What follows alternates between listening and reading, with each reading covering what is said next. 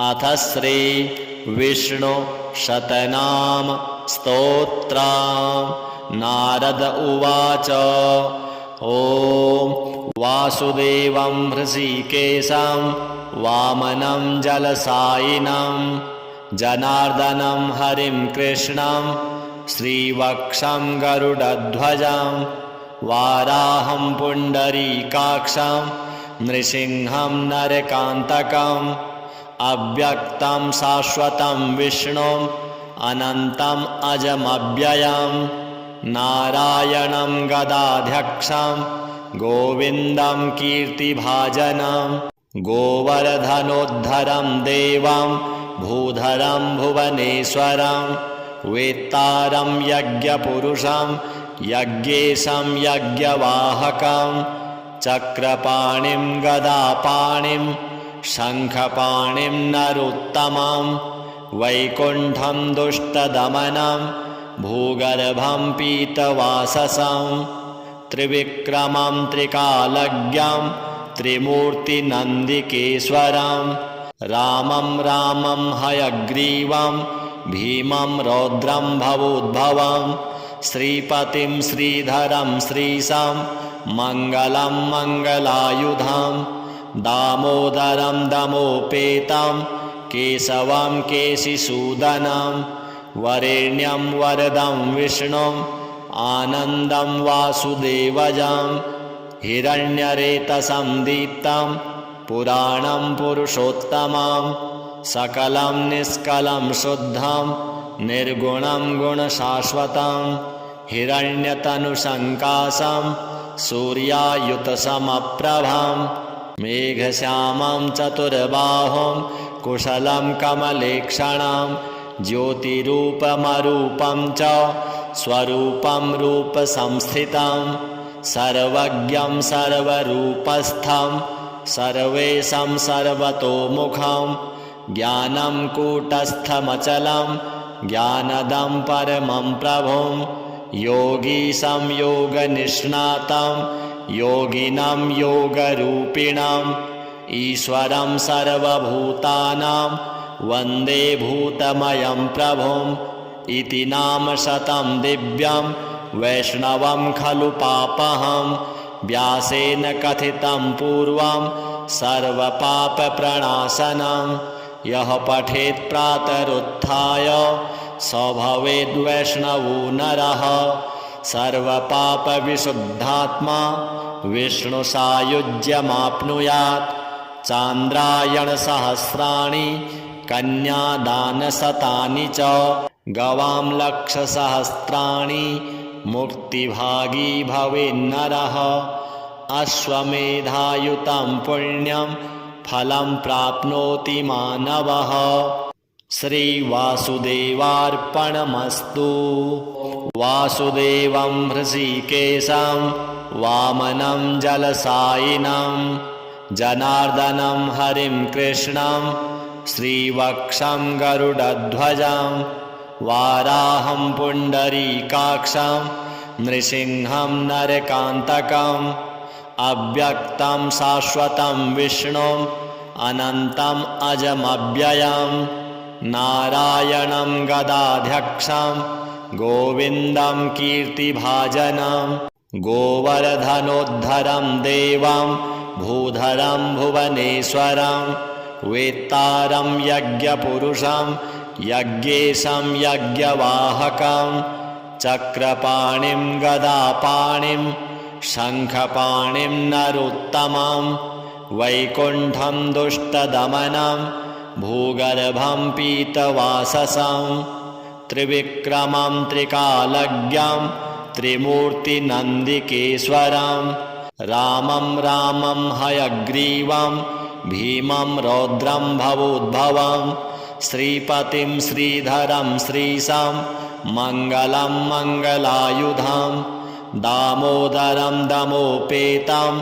केशवं केशिसूदनं वरेण्यं वरदं विष्णुम् आनन्दं वासुदेवजं हिरण्यरेतसं दीप्तं पुराणं पुरुषोत्तमं सकलं निष्कलं शुद्धं निर्गुणं गुणशाश्वतं हिरण्यतनुशङ्कासं सूर्यायुतसमप्रभां मेघश्यामं चतुर्बाहुं कुशलं कमलेक्षणं ज्योतिरूपमरूपं च स्वरूपं रूपसंस्थितं सर्वज्ञं सर्वरूपस्थं सर्वेशं सर्वतोमुखं ज्ञानं कूटस्थमचलं ज्ञानदं परमं प्रभुं योगीशं योगनिष्णातं योगिनं योगरूपिणम् ईश्वरं सर्वभूतानां वन्दे भूतमयं प्रभुम् इति नाम शतं दिव्यं वैष्णवं खलु पापहं व्यासेन कथितं पूर्वं सर्वपापप्रणाशनं यः पठेत् प्रातरुत्थाय स भवेद्वैष्णवो नरः सर्वपापविशुद्धात्मा विष्णुसायुज्यमाप्नुयात् चान्द्रायणसहस्राणि कन्यादानशतानि च गवां लक्षसहस्राणि मुक्तिभागी भवेन्नरः अश्वमेधायुतं पुण्यं फलं प्राप्नोति मानवः। श्रीवासुदेवार्पणमस्तु। वासुदेवं हृषीकेशं वामनं जलसायिनं जनार्दनं हरिं कृष्णं श्रीवक्षं गरुडध्वजं वाराहं पुण्डरीकाक्षं नृसिंहं नरकान्तकम् अव्यक्तं शाश्वतं विष्णुम् अनन्तम् अजमव्ययं नारायणं गदाध्यक्षं गोविन्दं कीर्तिभाजनं गोवर्धनोद्धरं देवं भूधरं भुवनेश्वरं वेत्तारं यज्ञपुरुषं यज्ञेशं यज्ञवाहकं चक्रपाणिं गदापाणिं शङ्खपाणिं नरोत्तमं वैकुण्ठं दुष्टदमनं भूगर्भं पीतवाससं त्रिविक्रमं त्रिकालज्ञं त्रिमूर्तिनन्दिकेश्वरं रामं रामं हयग्रीवं भीमं रौद्रं भवोद्भवं श्रीपतिं श्रीधरं श्रीशं मङ्गलं मङ्गलायुधं दामोदरं दमोपेतं केशवं केशिसूदनं वरेण्यं वरदं विष्णुं आनन्दं वासुदेवजं हिरण्यरेतसं दीप्तं पुराणं पुरुषोत्तमं सकलं निष्कलं शुद्धं निर्गुणं गुणशाश्वतं हिरण्यतनुशङ्कासं सूर्यायुतसमप्रभं मेघश्यामं चतुर्बाहुं कुशलं कमलेक्षणं ज्योतिरूपमरूपं च स्वरूपं रूपसंस्थितं सर्वज्ञं सर्वरूपस्थं सर्वेशं सर्वतोमुखं ज्ञानं कूटस्थमचलं ज्ञानदं परमं प्रभुं योगीशं योगनिष्णातं योगिनं योगरूपिणम् ईश्वरं सर्वभूतानां वन्दे भूतमयं प्रभुम् इति नाम शतं दिव्यं वैष्णवं खलु पापहं व्यासेन कथितं पूर्वं सर्वपापप्रणाशनं यः पठेत् प्रातरुत्थाय स भवेद्वैष्णवो नरः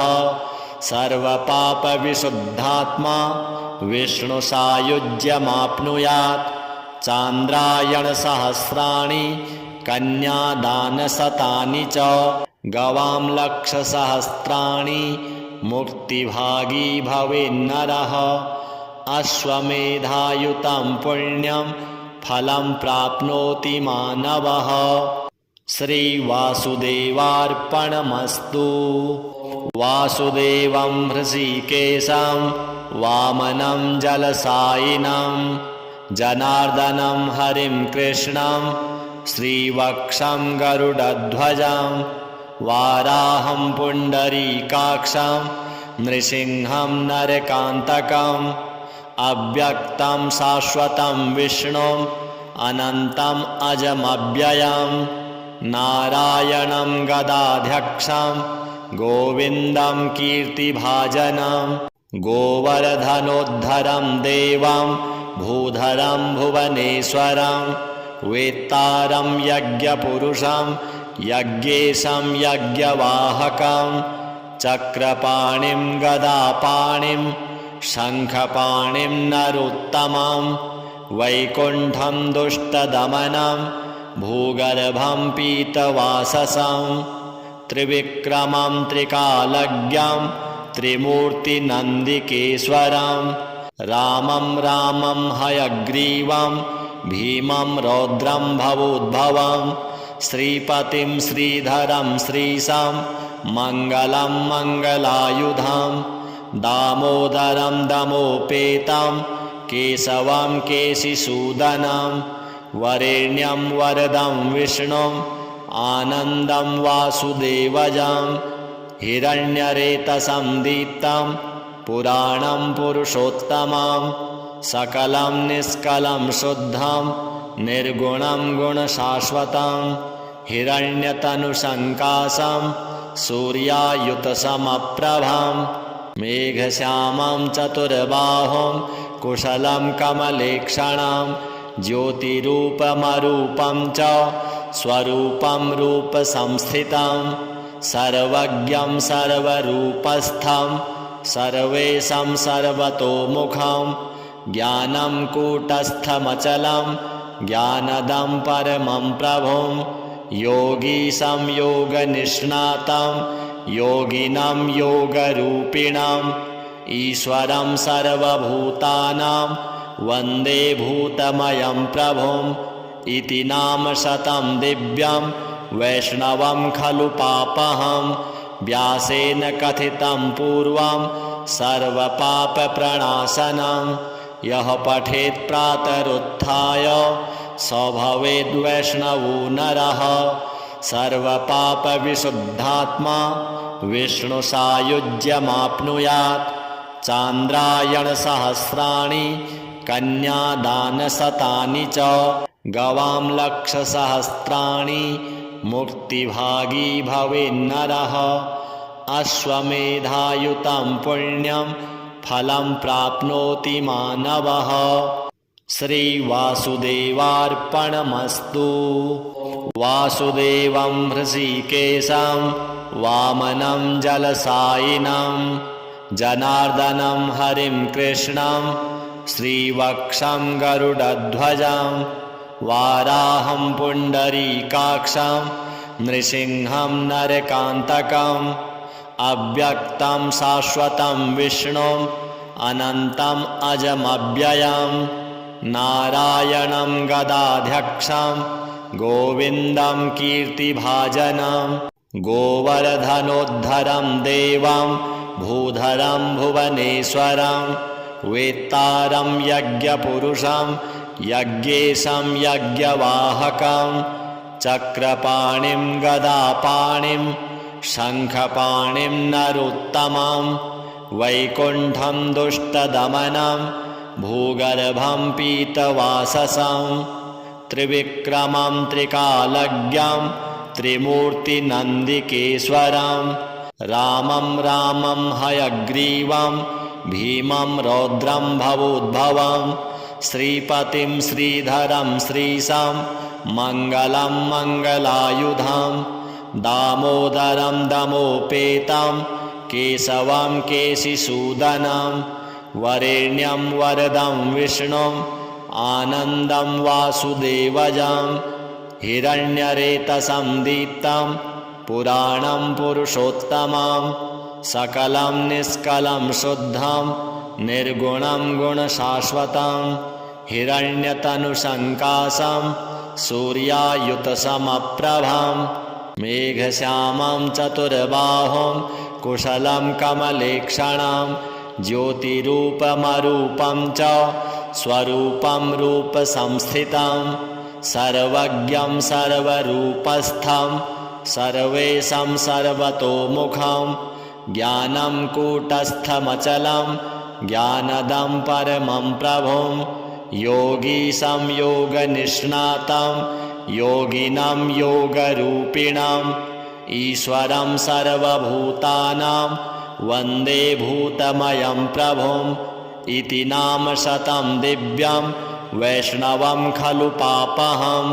व्यासेन कथितं पूर्वं सर्वपापप्रणाशनं यः पठेत् प्रातरुत्थाय स भवेद्वैष्णवो नरः सर्वपापविशुद्धात्मा विष्णुसायुज्यमाप्नुयात्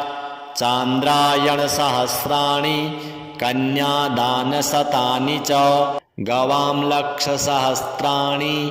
मुक्तिभागी भवेन्नरः अश्वमेधायुतं पुण्यं फलं प्राप्नोति मानवः। श्रीवासुदेवार्पणमस्तु। वासुदेवं हृषीकेशं वामनं जलसायिनं जनार्दनं हरिं कृष्णं श्रीवक्षं गरुडध्वजं वाराहं पुण्डरीकाक्षं नृसिंहं नरकान्तकम् अव्यक्तं शाश्वतं विष्णुम् अनन्तम् अजमव्ययं नारायणं गदाध्यक्षं गोविन्दं कीर्तिभाजनं गोवर्धनोद्धरं देवं भूधरं भुवनेश्वरं वेत्तारं यज्ञपुरुषं यज्ञेशं यज्ञवाहकं चक्रपाणिं गदापाणिं शङ्खपाणिं नरोत्तमं वैकुण्ठं दुष्टदमनं भूगर्भं पीतवाससं त्रिविक्रमं त्रिकालज्ञं त्रिमूर्तिनन्दिकेश्वरं रामं रामं हयग्रीवं भीमं रौद्रं भवोद्भवं श्रीपतिं श्रीधरं श्रीशं मङ्गलं मङ्गलायुधं दामोदरं दमोपेतं केशवं केशिसूदनं वरेण्यं वरदं विष्णुं आनन्दं वासुदेवजं हिरण्यरेतसं दीप्तं पुराणं पुरुषोत्तमं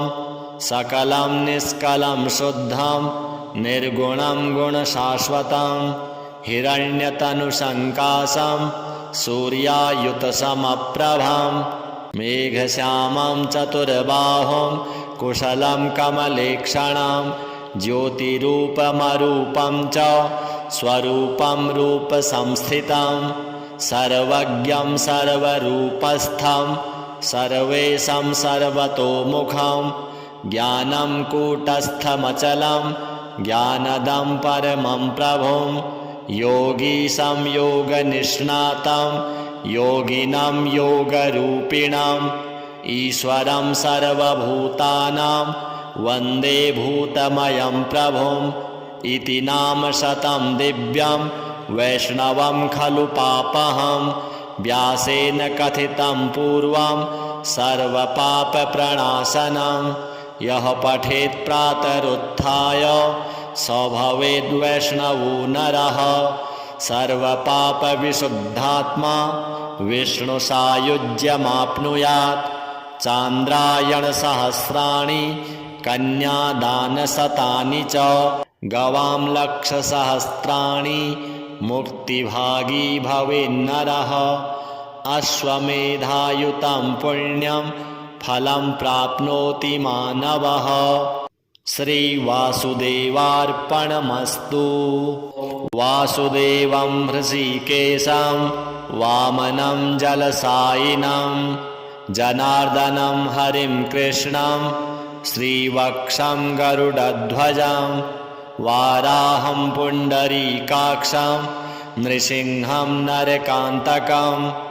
अव्यक्तं शाश्वतं विष्णुम् अनन्तम् अजमव्ययं नारायणं गदाध्यक्षं गोविन्दं कीर्तिभाजनं गोवर्धनोद्धरं देवं भूधरं भुवनेश्वरं वेत्तारं यज्ञपुरुषं यज्ञेशं यज्ञवाहकं चक्रपाणिं गदापाणिं शङ्खपाणिं नरोत्तमं वैकुण्ठं दुष्टदमनं भूगर्भं पीतवाससं त्रिविक्रमं त्रिकालज्ञं त्रिमूर्तिनन्दिकेश्वरं रामं रामं हयग्रीवं भीमं रौद्रं भवोद्भवं श्रीपतिं श्रीधरं श्रीशं मङ्गलं मङ्गलायुधं दामोदरं दमोपेतं केशवं केशिसूदनं वरेण्यं वरदं विष्णुं आनन्दं वासुदेवजं हिरण्यरेतसं दीप्तं पुराणं पुरुषोत्तमं सकलं निष्कलं शुद्धं निर्गुणं गुणशाश्वतं हिरण्यतनुसङ्काशं सूर्यायुतसमप्रभं मेघश्यामं चतुर्बाहुं कुशलं कमलेक्षणं ज्योतिरूपमरूपं च स्वरूपं रूपसंस्थितं सर्वज्ञं सर्वरूपस्थं सर्वेशं सर्वतोमुखं ज्ञानं कूटस्थमचलं ज्ञानदं परमं प्रभुं योगीशं योगनिष्णातं योगिनं योगरूपिणम् ईश्वरं सर्वभूतानां वन्दे भूतमयं प्रभुम् इति नाम शतं दिव्यं वैष्णवं खलु पापहं व्यासेन कथितं पूर्वं सर्वपापप्रणाशनं यः पठेत् प्रातरुत्थाय स भवेद् वैष्णवो नरः सर्वपापविशुद्धात्मा विष्णुसायुज्यमाप्नुयात् चान्द्रायणसहस्राणि कन्यादानशतानि च गवां लक्षसहस्राणि मुक्तिभागी भवेन्नरः अश्वमेधायुतं पुण्यं फलं प्राप्नोति मानवः। श्रीवासुदेवार्पणमस्तु। वासुदेवं हृषीकेशं वामनं जलसायिनं जनार्दनं हरिं कृष्णं श्रीवक्षं गरुडध्वजं वाराहं पुण्डरीकाक्षं नृसिंहं नरकान्तकम् अव्यक्तं शाश्वतं विष्णुम् अनन्तम् अजमव्ययं नारायणं गदाध्यक्षं गोविन्दं कीर्तिभाजनं गोवर्धनोद्धरं देवं भूधरं भुवनेश्वरं वेत्तारं यज्ञपुरुषं यज्ञेशं यज्ञवाहकं चक्रपाणिं गदापाणिं शङ्खपाणिं नरोत्तमं वैकुण्ठं दुष्टदमनं भूगर्भं पीतवाससं त्रिविक्रमं त्रिकालज्ञं त्रिमूर्तिनन्दिकेश्वरं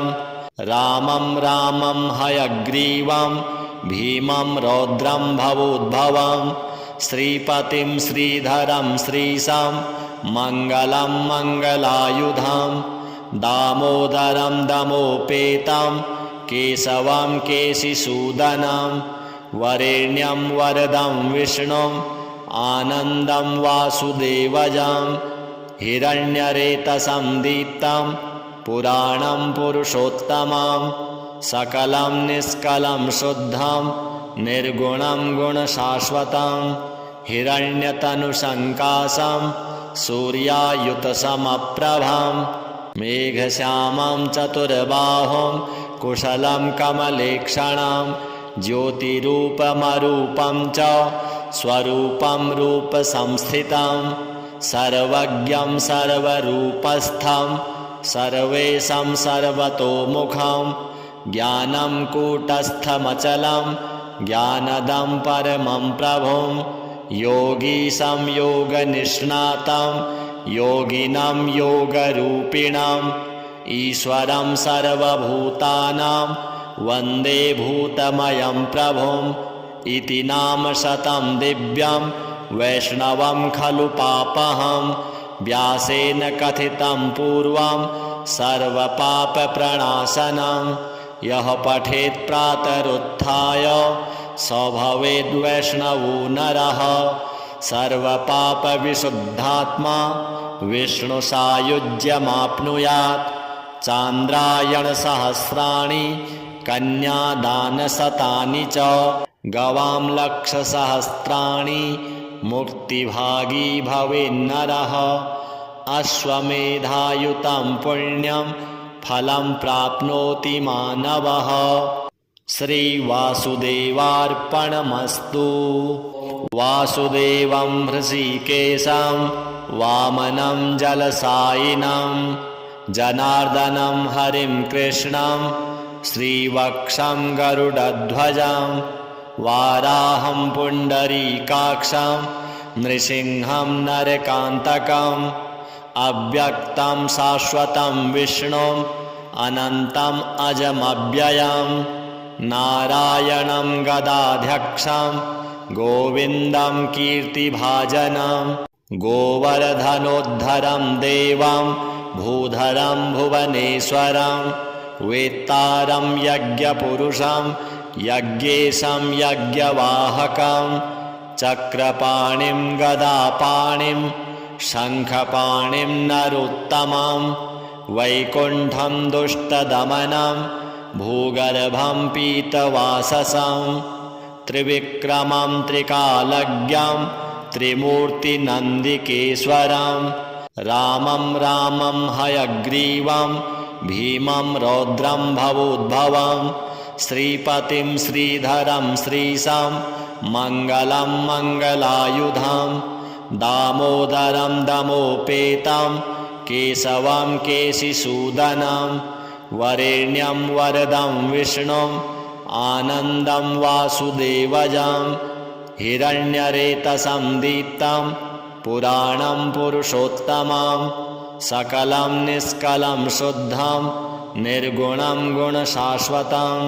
हिरण्यतनुसङ्काशं सूर्यायुतसमप्रभं मेघश्यामं चतुर्बाहुं कुशलं कमलेक्षणं ज्योतिरूपमरूपं च स्वरूपं रूपसंस्थितं सर्वज्ञं सर्वरूपस्थं सर्वेशं सर्वतोमुखं ज्ञानं कूटस्थमचलं ज्ञानदं परमं प्रभुं योगीशं योगनिष्णातं योगिनं योगरूपिणं ईश्वरं सर्वभूतानां वन्दे भूतमयं प्रभुम् इति नाम शतं दिव्यं वैष्णवं खलु पापहं व्यासेन कथितं पूर्वं सर्वपापप्रणाशनं यः पठेत् प्रातरुत्थाय स भवेद्वैष्णवो नरः। सर्वपापविशुद्धात्मा विष्णुसायुज्यमाप्नुयात्। चान्द्रायणसहस्राणि कन्यादानशतानि च गवां लक्षसहस्राणि मुक्तिभागी भवेन्नरः। अश्वमेधायुतं पुण्यं फलं प्राप्नोति मानवः। श्रीवासुदेवार्पणमस्तु। वासुदेवं हृषीकेशं वामनं जलसायिनं जनार्दनं हरिं कृष्णं श्रीवक्षं गरुडध्वजं वाराहं पुण्डरीकाक्षं नृसिंहं नरकान्तकम् अव्यक्तं शाश्वतं विष्णुम् अनन्तम् अजमव्ययं नारायणं गदाध्यक्षं गोविन्दं कीर्तिभाजनं गोवर्धनोद्धरं देवं भूधरं भुवनेश्वरं वेत्तारं यज्ञपुरुषं यज्ञेशं यज्ञवाहकं चक्रपाणिं गदापाणिं शङ्खपाणिं नरोत्तमं वैकुण्ठं दुष्टदमनं भूगर्भं पीतवाससं त्रिविक्रमं त्रिकालज्ञं त्रिमूर्तिनन्दिकेश्वरं रामं रामं हयग्रीवं भीमं रौद्रं भवोद्भवं श्रीपतिं श्रीधरं श्रीशं मङ्गलं मङ्गलायुधं दामोदरं दमोपेतं केशवं केशिसूदनं वरेण्यं वरदं विष्णुं आनन्दं वासुदेवजं हिरण्यरेतसं दीप्तं पुराणं पुरुषोत्तमं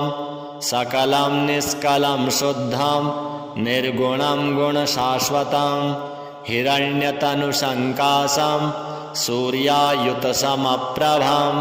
मेघश्यामं चतुर्बाहुं कुशलं कमलेक्षणं ज्योतिरूपमरूपं च स्वरूपं रूपसंस्थितं सर्वज्ञं सर्वरूपस्थं सर्वेशं सर्वतोमुखं ज्ञानं कूटस्थमचलं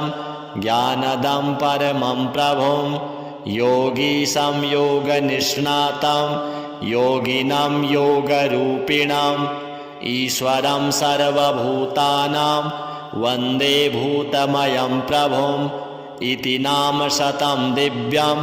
वैष्णवं खलु पापहं व्यासेन कथितं पूर्वं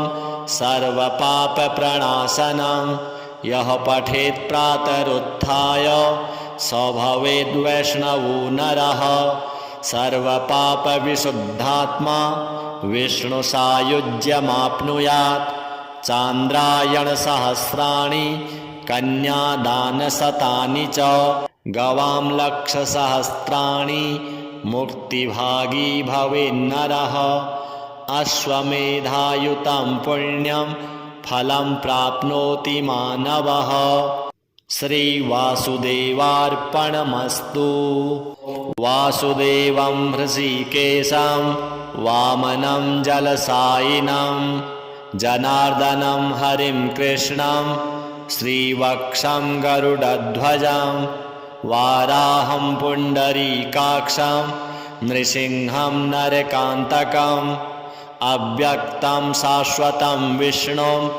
अनन्तम् अजमव्ययं नारायणं गदाध्यक्षं गोविन्दं कीर्तिभाजनं गोवर्धनोद्धरं देवं भूधरं भुवनेश्वरं वेत्तारं यज्ञपुरुषं यज्ञेशं यज्ञवाहकं चक्रपाणिं गदापाणिं शङ्खपाणिं नरोत्तमं वैकुण्ठं दुष्टदमनं भूगर्भं पीतवाससं त्रिविक्रमं त्रिकालज्ञं त्रिमूर्तिनन्दिकेश्वरं रामं रामं हयग्रीवं भीमं रौद्रं भवोद्भवं श्रीपतिं श्रीधरं श्रीशं मङ्गलं मङ्गलायुधं दामोदरं दमोपेतं केशवं केशिसूदनं वरेण्यं वरदं विष्णुं आनन्दं वासुदेवजं हिरण्यरेतसं दीप्तं पुराणं पुरुषोत्तमं सकलं निष्कलं शुद्धं निर्गुणं गुणशाश्वतं हिरण्यतनुसङ्काशं सूर्यायुतसमप्रभं मेघश्यामं चतुर्बाहुं कुशलं कमलेक्षणं ज्योतिरूपमरूपं च स्वरूपं रूपसंस्थितं सर्वज्ञं सर्वरूपस्थं सर्वेशं सर्वतोमुखं ज्ञानं कूटस्थमचलं ज्ञानदं परमं प्रभुं योगीशं योगनिष्णातं योगिनं योगरूपिणम् ईश्वरं सर्वभूतानां वन्दे भूतमयं प्रभुम् इति नाम शतं दिव्यं वैष्णवं खलु पापहं व्यासेन कथितं पूर्वं सर्वपापप्रणाशनं यः पठेत् प्रातरुत्थाय स भवेद्वैष्णवो नरः सर्वपापविशुद्धात्मा विष्णुसायुज्यमाप्नुयात् चान्द्रायणसहस्राणि कन्यादानशतानि च गवां लक्षसहस्राणि मुक्तिभागी भवेन्नरः अश्वमेधायुतं पुण्यं फलं प्राप्नोति मानवः। श्रीवासुदेवार्पणमस्तु। जय जय श्री विष्णुपुराणे विष्णुशतनामस्तोत्रं सम्पूर्णम्।